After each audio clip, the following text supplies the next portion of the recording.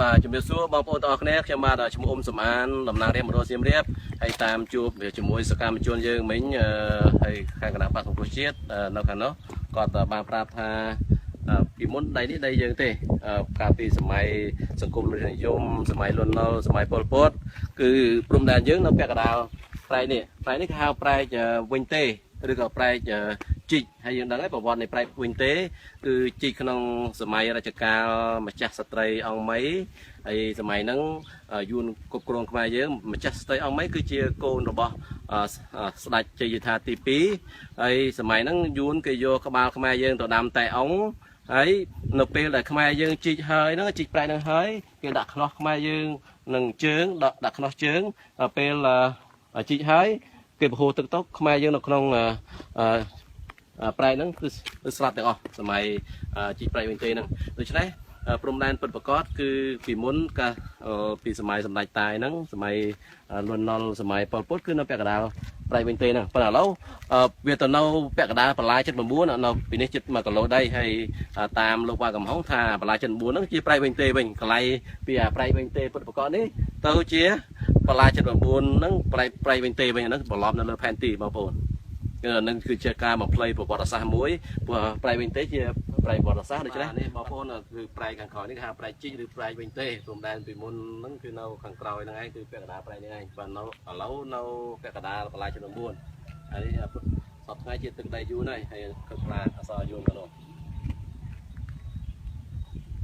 បាទបងប្អូននេះគឺជាបកគោល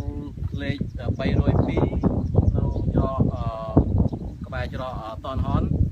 របស់ឆ្នាំ2008ហើយដែលតាមផែនទីរបស់លោកវ៉ាកំហុងថាពីបកគោលនេះចូលដល់ប្រែកវិញទេហ្នឹងហើយជា140ម៉ែត្រប៉ុន្តែយើងមិនជាក់ស្ដែងនៅ100ប្រហែលជា1គីឡូដែរប្រហែលជា1គីឡូជាងហើយឆ្ងាយអញ្ចឹងបើព្រំដែនពិតប្រាកដមាននៅបន្លាយ79ទេនេះរបស់នៅបន្លាយ79ប៉ុន្តែព្រំដែនពិតប្រាកដតាមបងប្អូនប្រាប់នៅខាងណានៅប្រែកជីកទេអញ្ចឹងដល់ពីនេះទៅប្រហែលជា1គីឡូដីព្រំដែនយើងនោះប៉ុន្តែរបស់នៅបន្លាយ79នេះហើយបន្លាយ79មានស្ថិតនៅក្នុងផែនទីដែលសម្ដេចតានำកនៅអង្គការសហប្រជាជាតិឆ្នាំ64ទេព្រោះផែនទីនេះធ្វើឆ្នាំ52ហើយបន្លាយនេះជីកឆ្នាំ79មានថា27ឆ្នាំក្រោយបារាំងគេធ្វើអញ្ចឹងយួនជាអ្នកកំណត់ទេបន្លាយ79នេះអញ្ចឹងជួនដៃខ្មែរយើងច្រើនណាស់បងប្អូននេះ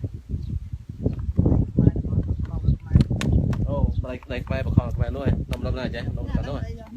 ចេះអូដៃដកគូដៃខ្មែរបើមិនលក់ក៏វាយកដែរអានេះក្រោយ79ហើយឬក៏មុនក្រោយ79អូដៃខ្មែរធ្វើមិនដល់ក្រោយ79វាតូនតាម8ជាង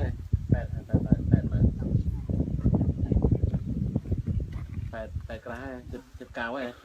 អញ្ចឹងវាទំយកដែរអញ្ចឹងវាជីកបន្លាយ79បាទបងប្អូនគឺបន្លាយ79យួនជីកឆ្នាំ79ហើយសប្តាហ៍ថ្ងៃជាព្រំដែនរវាងកម្ពុជានិងយួននៅ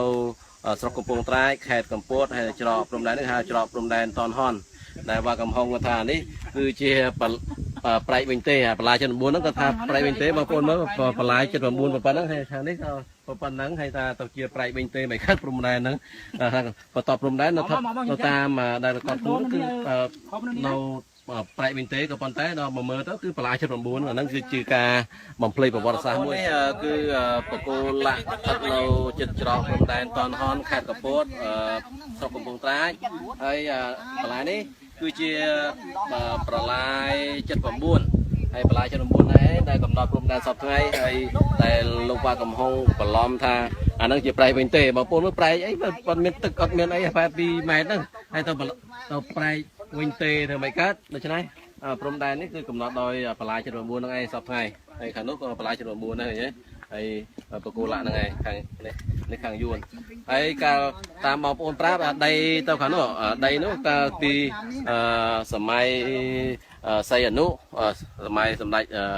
សីហនុហើយសម័យលន់នល់សម័យខ្មែរក្រហមគឺយើងធ្វើស្រែនៅខាងហ្នឹងប៉ុន្តែឥឡូវយួនក៏ឲ្យធ្វើទេអានេះ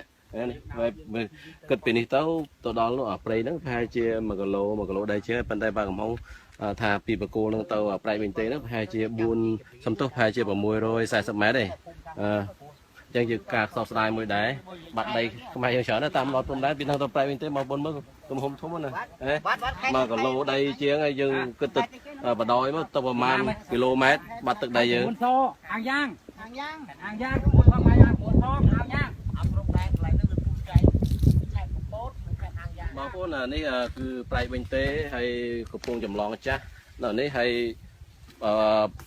วันนี้คือจีปอกพรมแดนยูนจ้าเราขังกาปลายนี่ปลายเป็นตีนั่นกับปนแต่ตอนปอกพรมแดนไม่เราก็เลยปลายเป็นตีนั่นบอกกึศตัวปลอยchứ hay là lỗ bà sinh kịch tấn một bọc mà tròn một cái hay chỉ bày rồi mệt cònแต่dương mình ai vôกับบัตรพรมแดนนี่มาเนี่ยเราให้ก็ได้vôแต่ก็ได้ปลายเป็นตีนี่ได้ตามบริการไปจีนึงแล้วก็โยนเอาปลาจนม้วนมันก็ไม่อยู่ที่นี่ตัวเป็นตัวไหลถึงกันเลยได้ยังมันบางคนก้อนอยู่ตัวเมนเลยได้สมัติใครย้อมทำไมหนักไหนได้อยู่ได้ยังตัวใบยังไงยังวิดีโอต่อโยนแล้วผมตามพรมแดนแล้วอาคุมตะกันนึงเอาไหนผมตามที่ผมทำด้วยทางก่อนไปน้าพรมตะกันนะตะกันนั่นเราง่ายยังไม่ได้เตาแผ่มาดูเชียงนี่tôi ta chồng ngon đó là thôi biết tiền